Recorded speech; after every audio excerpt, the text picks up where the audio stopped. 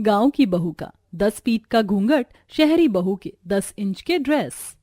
सविता अपनी पड़ोसन शिवानी के साथ रास्ते से सब्जियां खरीद कर लौट रही थी। तभी बीच रास्ते में उसकी ज्योति से टक्कर हो जाती है और सविता की सब्जियां गिर जाती है। तब सविता कहती है, अरे अब अपने संस्कारों के साथ साथ आंखें भी खो दी है क्या, जो देखकर नहीं चल सकती?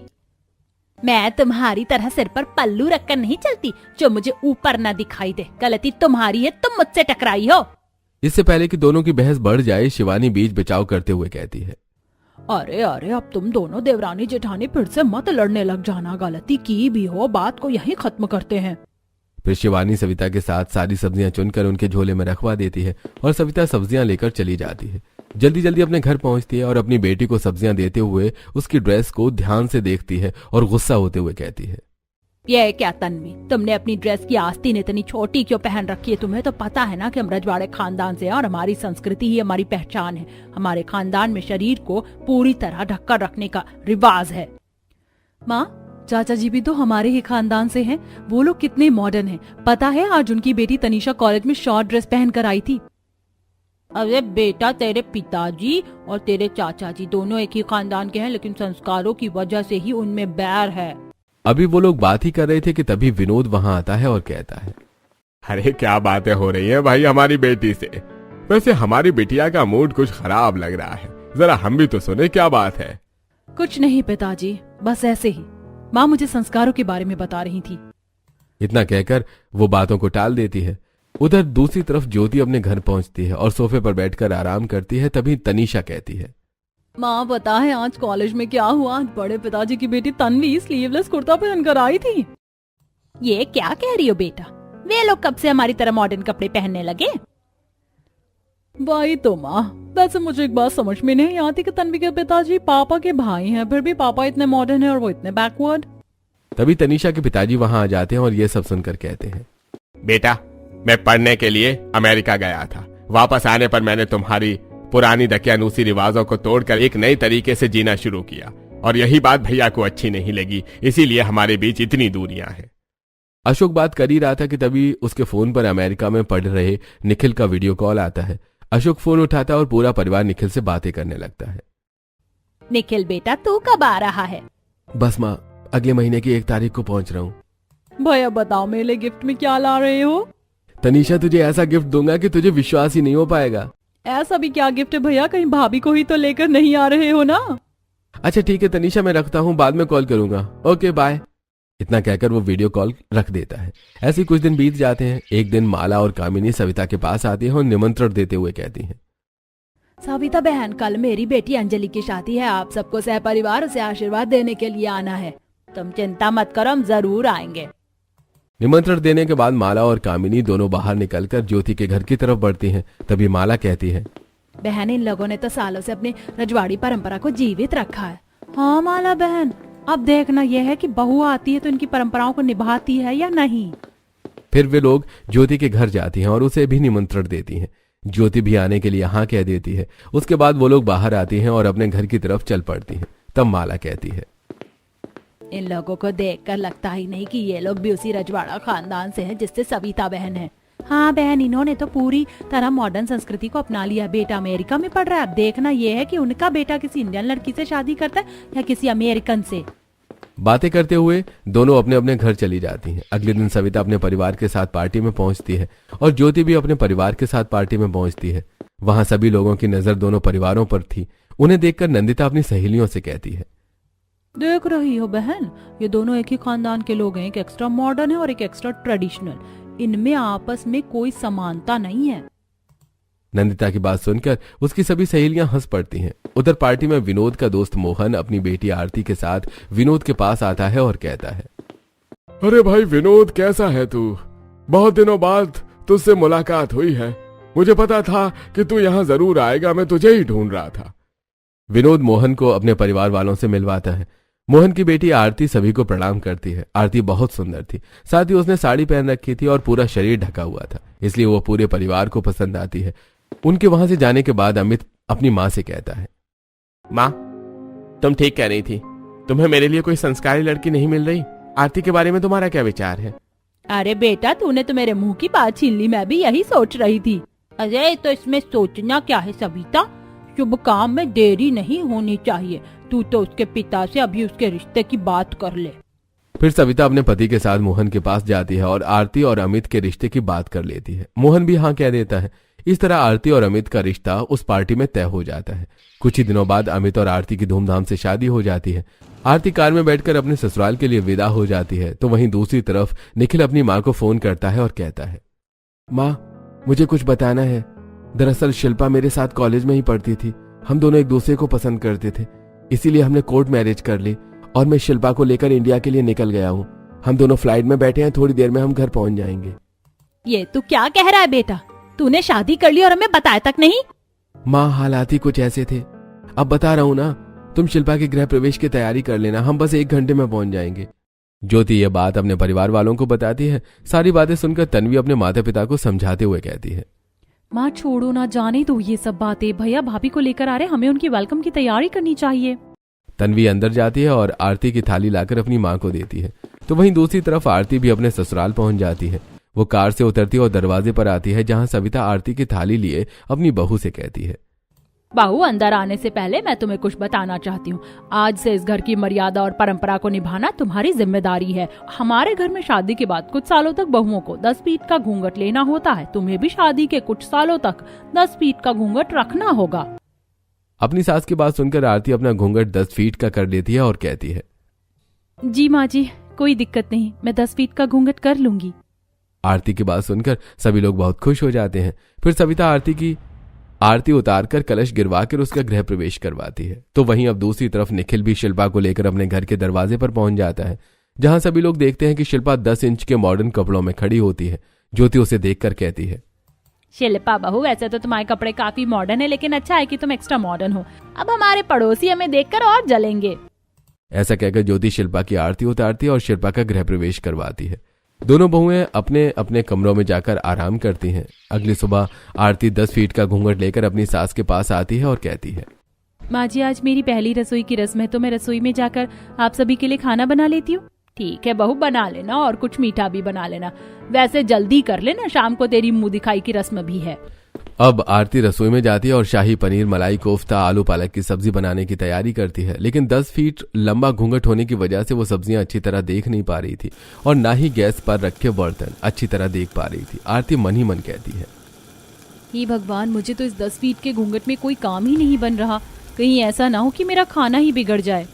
अब आरती एक गैस पर मलाई कोफ्ता और दूसरी गैस पर आलू पालक की सब्जी चढ़ाती है और नमक का डिब्बा उठाती है। लेकिन 10 फीट का घूंघट होने की वजह से आरती नमक ठीक से देख नहीं पाती और ढेर सारा नमक डाल देती है। खाना तैयार करने के बाद जब वो सभी को परोसती है तो सविता पहला निवाला खाकर उगलते हुए कहती है, ये क्या बहू, तुमने खाने में इतना सारा नमक डाल दिया है? क्या करूँ माँ जी, मुझे 10 फीट का घूंघट लेकर खाना बनाने की आदत नहीं है, इसीलिए घूंघट के पीछे से मुझे ठीक से दिखाई नहीं दिया और नमक ज्यादा हो गया होगा। अरे बहू, तू हमारी परंपराओं को निभा रही है, हम तो उसी से खुश हो जाएंगे। रही बात इस नमकीन खाने की, तो हम इसे खाकर काम चला लेंगे, तू चिंता मत कर। माया की बात सुनकर सभी लोग चुपचाप खाना खा लेते हैं। तो वहीं दूसरी तरफ शिल्पा सुबह सोकर उठती है और एक शॉर्ट सी वेस्टर्न ड्रेस पहनकर अपनी सास के पास आती है और कहती है, माँ जी, आज मेरी पहली रसोई है, लेकिन मुझे इंडियन खाना बनाना तो आता नहीं है। हाँ, मंचूरियन और चाउमीन मैं बहुत अच्छे बनाती हूँ, आप कहो तो मैं वही बना लूँ। हाँ हाँ बहू, हमें वेस्टर्न खाने से कोई प्रॉब्लम नहीं है। तुझे जो बनाना आता है तू वही बना ले। वैसे पहली रसोई के लिए तूने कपड़े बहुत छोटे पहन रखे हैं, लेकिन कोई बात नहीं बहू, मुझे तो खुशी है कि तू हमारी ही तरह मॉडर्न है। अब शिल्पा रसोई में जाती है और खाने में मंचूरियन, नूडल्स, पास्ता, बर्गर और मोमोज बना लेती और फिर सभी के सामने उसे परोस देती है। सभी लोग ये सब कुछ देखकर बहुत खुश होते हैं। तनीषा कहती है, वाह भाभी, आपने तो सचमुच सब कुछ मेरी पसंद का बनाया। बैठिए ना, आप भी हमारे साथ खाइए। हाँ हाँ बहू, तुम भी खा लो। शिल्पा मुस्कुराती है और जैसे ही बैठने की कोशिश करती है तो छोटे कपड़ों की वजह से उसे बैठने में बहुत दिक्कत होती है। वो खड़ी हो जाती है और कहती है, मुझे अभी भूख नहीं है, आप लोग खा लीजिए, मैं बाद में खा लूंगी। सभी लोग खाना खा लेते हैं और उठकर चले जाते हैं। फिर अंत में शिल्पा अकेली बैठकर खाना खाती है। ऐसी शाम हो जाती है। मोहल्ले की कुछ औरतें सविता के घर दुल्हन की मुंह दिखाई के लिए आती हैं।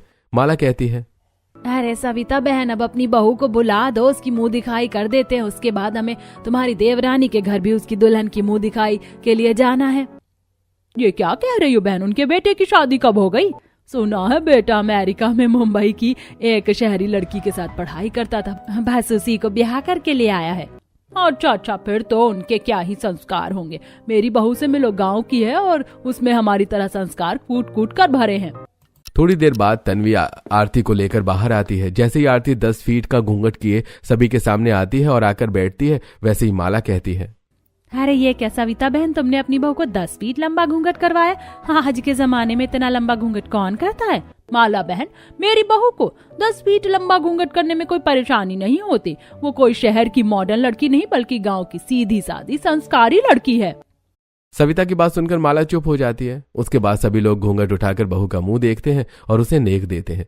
फिर वो लोग वहां से चले जाते हैं। बाहर आकर माला कहती है, देख रही हो बहन, इतना लंबा घूंघट करवा रखा अपनी बहू को।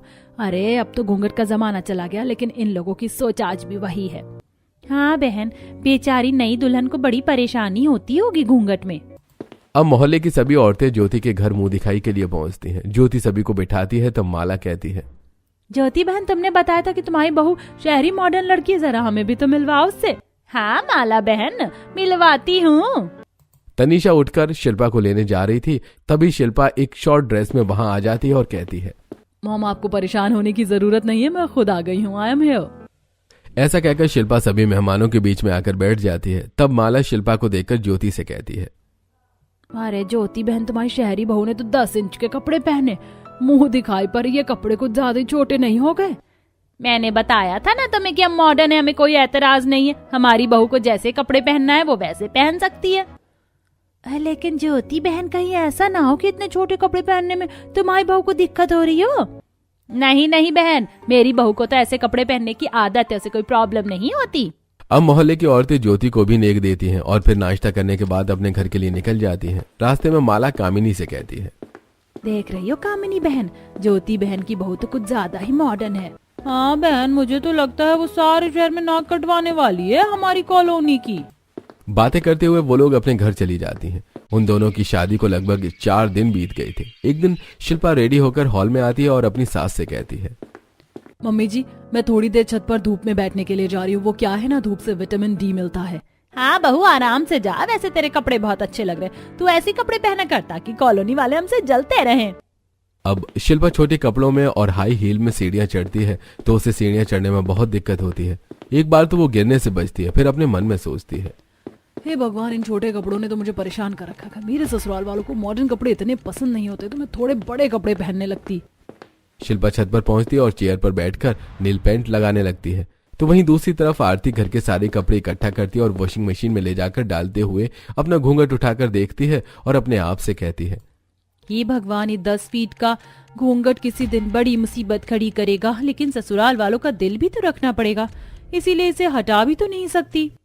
ऐसा कहकर आरती सारे कपड़े धोती है और बाल्टी में भरकर बाल्टी लेकर सीढ़ियों की तरफ जाती है और सीढ़ियां चढ़ने लगती है। तभी उसका घूंघट उसके पैरों में फंस जाता है और उसकी बाल्टी गिर जाती है। तभी सविता वहां आती है और कपड़े उठाकर बाल्टी में रखते हुए कहती है, अरे बहू, शुरू में इतना लंबा घूंघट लेने में दिक्कत होती है, मुझे भी हुई थी। चिंता मत कर, मैं ये सारे कपड़े भर दे रही हूँ, तू ले जाकर फैला दे। सविता बाल्टी में सारे कपड़े रखकर आरती को दे देती है और आरती उन्हें छत पर फैलाने के लिए जाती है। आरती छत पर कपड़े फैला रही होती है, तभी वो देखती है कि सामने छोटे छोटे कपड़ों में शिल्पा छत पर बैठकर नेल पेंट लगा रही थी। कपड़े फैलाते हुए आरती शिल्पा से कहती है, अच्छा, तो तुम ही हो जो शहरी बहू हो और अमेरिका से शादी करके आई हो? हाँ, मैं वही हूँ। और तुम आरती हो ना? तुम्हारे 10 फीट के घूंघट के बारे में मैंने सुना था, आज अपनी आंखों से भी देख लिया। वैसे इतना लंबा घूंघट लेने में तुम्हें दिक्कत तो होती होगी ना? हाँ होती है, लेकिन ससुराल वालों का मन तो रखना ही पड़ता है। वैसे इंडिया में इतने छोटे कपड़े कोई नहीं पहनता, तुम्हें परेशानी नहीं होती? अमेरिका में तो नहीं होती थी और ना ही मुंबई में, लेकिन यहाँ होती है। पर मेरे ससुराल वालों को मॉडर्न बहू पसंद है, इसीलिए मैंने कभी चेंज करने की कोशिश ही नहीं की। ये दोनों आपस में बातें कर ही रही थी कि तभी शिल्पा की नजर आसपास की छतों पर जाती है, जहां से सभी लोग उन दोनों को घूर घूर कर देख रहे थे। उसी समय सविता छत पर आ जाती है और आरती को शिल्पा से बात करते हुए देखकर कहती है, अरे आरती बहू, आसपास वालों से बात करना तो ठीक है, लेकिन कहीं तुम अपने संस्कार छोड़कर उनके संस्कार मत अपना लेना। तभी ज्योति भी छत पर आ जाती है और ये सारी बातें सुनकर कहती है, देख रही हो ना बहू, दकियानूसी सोच वाले लोगों को हमारे मॉडर्न होने से कितनी जलन हो रही है, इसीलिए इससे दूर ही रहना। चलो नीचे चलते हैं। दोनों औरतें अपनी अपनी बहू को लेकर नीचे आ जाती हैं। ऐसे कुछ दिन बीत जाते हैं। एक दिन माया अमित से कहती है, अमित बेटा, इतने दिन हो गए बहू को आए, लेकिन तू उसे अभी तक घुमाने नहीं ले गया। ऐसा कर, आज उसे थोड़ी शॉपिंग करवा दे और बाहर घुमा के ले आ। अरे दादी माँ, 10 फीट का तो घूंघट डलवा कर रखते हो आप उसे। जहाँ ले जाऊंगा लोग मेरा मजाक उड़ाएंगे।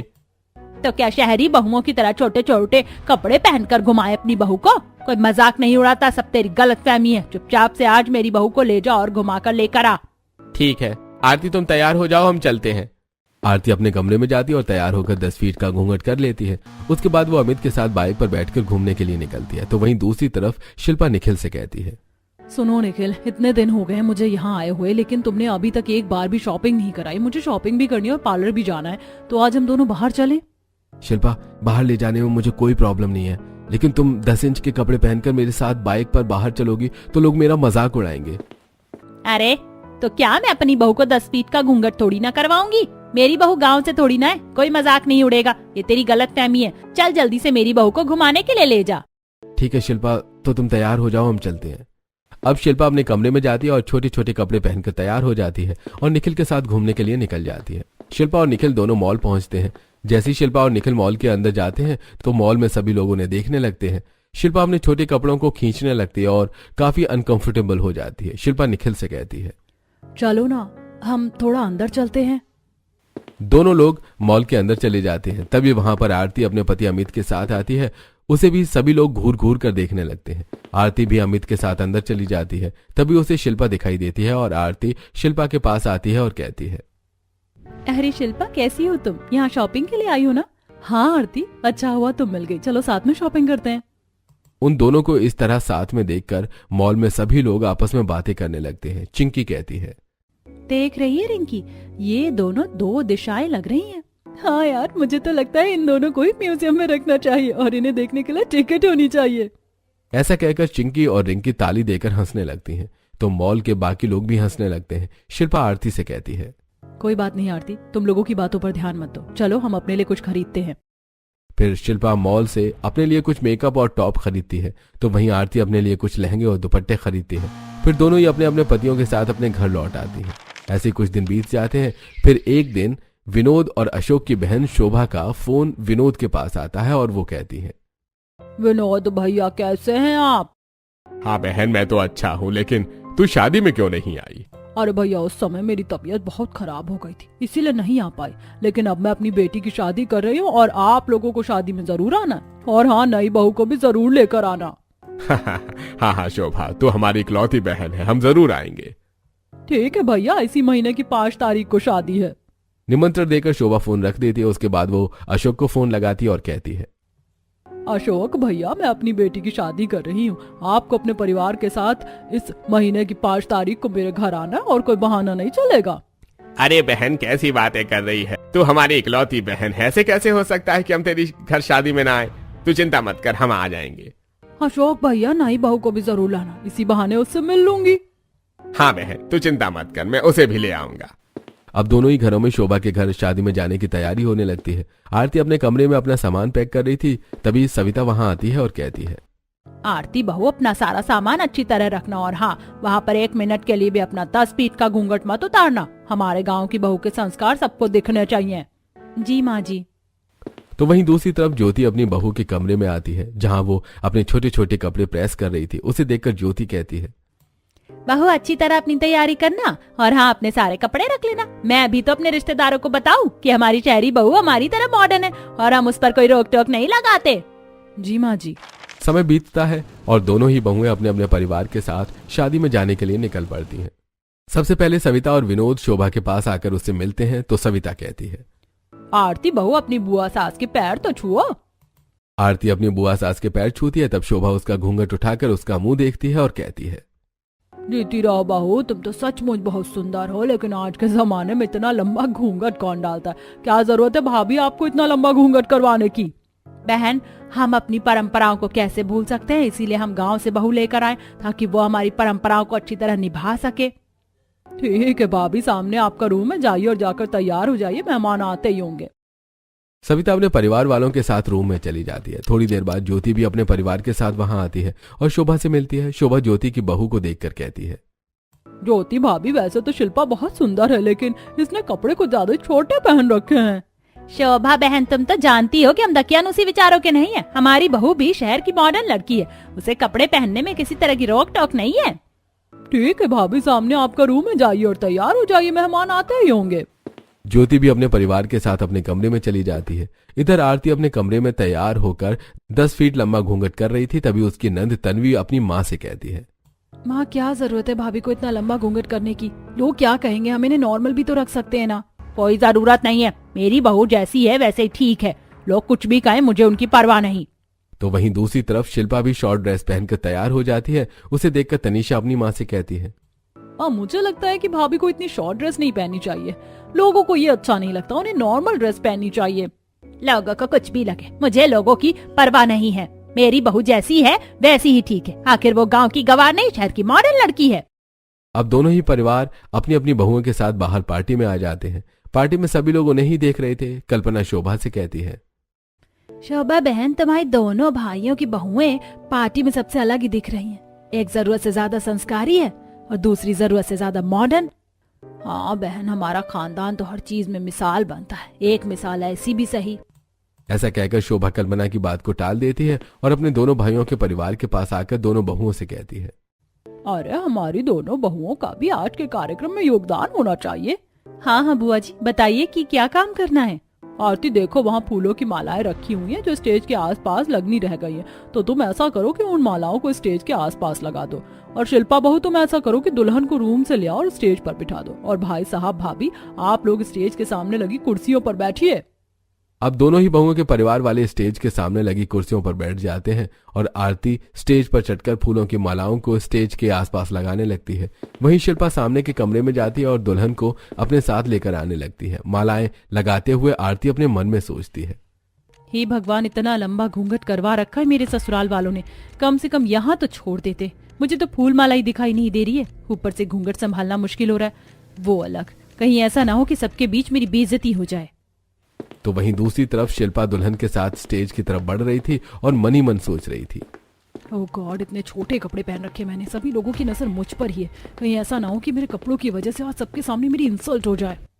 इधर आरती स्टेज पर मालाएं लगा रही थी तो उधर शिल्पा दुल्हन को लेकर स्टेज की ओर चल रही थी। तभी अचानक आरती का घूंघट उसके पैरों में फंस जाता है और वो स्टेज पर ही गिर जाती है। शिल्पा आरती को देखकर उसे उठाने के लिए दुल्हन को छोड़कर जल्दी से आगे बढ़ती है तो उसके कपड़े साइड से फट जाते हैं। शिल्पा और आरती को देखकर स्टेज के सामने बैठे सभी लोग हंसने लगते हैं। शिल्पा और आरती एक दूसरे का मुंह देखने लगती हैं। तभी आरती घूंघट संभालती हुई उठकर खड़ी होती है और शिल्पा के पास आकर उसे पकड़कर कहती है, चलो शिल्पा, आओ मेरे साथ। आरती शिल्पा को अपने साथ एक कमरे में ले जाती है। वो अपना घूंघट उतारती है और शिल्पा की कमर पर स्कर्ट की तरह बांध देती है और फिर कहती है, अब हम दोनों परफेक्ट बहुएं लग रही हैं। शिल्पा भी खुश हो जाती है। वो दोनों साथ में बाहर आती हैं और स्टेज पर जाकर दुल्हन के अगल बगल खड़ी हो जाती हैं। सभी लोग उन्हें देखकर तालियां बजाने लगते हैं। तभी शोभा उन दोनों के परिवार वालों के पास आती है और कहती है, भैया भाभी देख रहे हैं ना आप लोग, आप दोनों की बहुओं ने आज सबके सामने आप लोगों को बेइज्जत होने से बचाया है और बल्कि एक साथ अपनी समस्याओं को सुलझाकर आप लोगों का गर्व से सर भी ऊंचा कर दिया। जैसे आपकी दोनों बहुएं मिल गई हैं वैसे आप लोग भी एक दूसरे से मिल जाइए और ना एक्स्ट्रा मॉडर्न रहिए और ना एक्स्ट्रा संस्कारी, क्योंकि अति सर्वत्र वाजते। अब उनके ससुराल वाले भी खुश हो जाते हैं। इस तरह अब आरती ने भी हमेशा के लिए अपना 10 फीट लंबा घूंघट छोड़ दिया था और शिल्पा ने भी छोटे कपड़े छोड़कर नॉर्मल कपड़े पहनना सीख लिया था। अब इस बात से उनके ससुराल वाले भी खुश थे।